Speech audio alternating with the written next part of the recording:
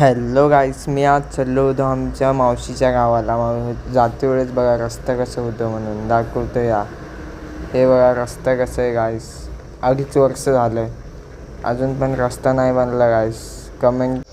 मी चाललो होतो बस्सो कल्याणपासून 20 किलोमीटर लांब दळवाघे गाव आहे, तिथे चाललो होतो. मी चाललो आहे ट्रकवरती माझ्या भावासोबत. भावानं फोन लावून बोलवलं की आपण गाडीवरती जाऊत म्हणून.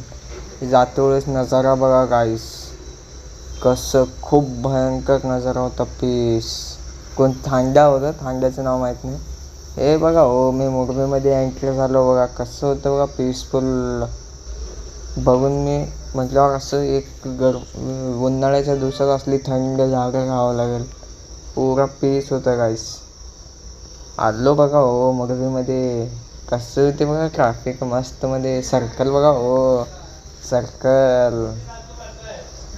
आलो बघा मी बस्सो कल्याणला. माझ्या दादाला फोन लावून विचारलं कुठे आहे म्हणून. दादा म्हटलं मी अजून लांब हैदराबादला आहे म्हटला. त्याच्यासाठी मी चाललो बघा गावाला, नाहीतर बस्सो कल्याणमध्येच उभारणार होतो, दादासोबत येणार होतो. हे बघा जगदळवाघीतलं तळ आहे बघा. हे तळ्यात पाणी कसं आहे बघा, एकदम मस्तमध्ये व्ह्यू एकदम कडक आहे.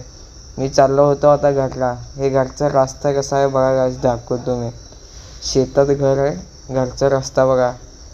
हे काय म्हणते ते पबजी आहे, पबजीचा रस्ता झाला आहे पबजीचा. कसं आहे बघा. हे डोंगर बघा असं उतरून चढावं लागेल बघा. पडलं ना हातापायास मोडून घ्यावं लागतं. आमचं दादा कसं चालवतं मलाच माहीत नाही मला म्हटलं तू बस मागे, मी चालवतो आता. मग चालव म्हटलं बाबा.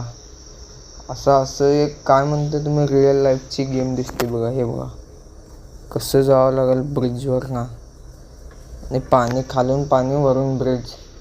काय टेक्नॉलॉजी. दिस इज इंडिया बोलते गाईस, इंडिया. हे बघा रस्ता एकदम कडक रस्ता आहे बघा. नॅचरल आहे रस्ता, नॅचरल. गावठी लोकांसारखा रस्ता बनवला इकडं शेताला जायला.